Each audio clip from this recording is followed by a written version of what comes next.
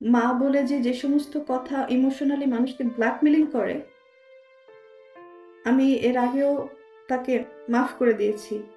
আমার মা কথায় কথায় বলে যে আমাকে খাট কিনে দিল না, আমাকে মোবাইল কিনে দিল না, আমাকে টিভি কিনে দিল না।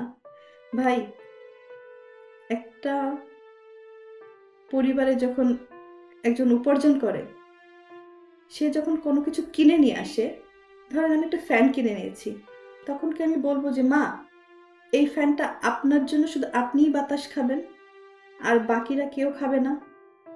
বা আমার বাসায় আরো 5 জন লোক আছে, 5টা ভাই বোন আছে, তো আমি কি ফ্যান কিনলে আমার মার জন্য একটা কিনবো, আমার 5টা ভাই বোনের জন্য 5টা ফ্যান কিনবো? একটা টিভি যখন কিনে নিয়ে আসি, তখন আমি আমার মাকে বলবো যে মা আপনার জন্য একটা টিভি কিনে নিয়েছি, এবং আমার আরো 5টা ভাই বোন আছে, এই 5টা ভাই বোনের জন্য 5টা টিভি কিনেছি। একটা ফ্রিজ যখন কিনেছি, আমি তো সংসারের সবার জন্য কিনেছি। একটা ফ্রিজ আমার মার জন্য কিনবো, আর আরো 5টা ফ্রিজ আমার ভাই বোনের জন্য কিনবো। তাহলে আবার খাটের কথা বলে যে আমার খাট কিনে দেয়নি, তো আমার মার জন্য একটা খাট কিনবো, আমার 5টা ভাই বোনের জন্য 5টা খাট কিনবো। তো এরকম আমার কাছে দাবি করা হয়েছে। তো আমি জানতে চাই এই দাবিটা কি শুধু আমার বেলায় করা হয়েছে, নাকি পৃথিবীর সব মায়েরাই এই দাবি করে? আমার জানার খুব ইচ্ছা।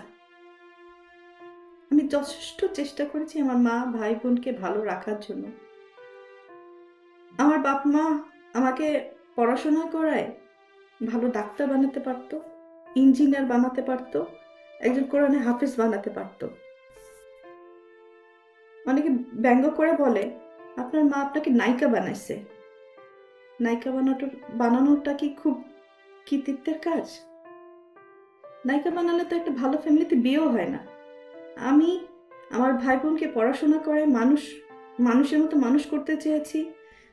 আমি চেয়েছি তারা ওই ডাক্তার হোক, ইঞ্জিনিয়ার হোক, নিজের পায়ে নিজে দাঁড়া, একটা ভালো পরিবারে তাদের বিয়ে হোক।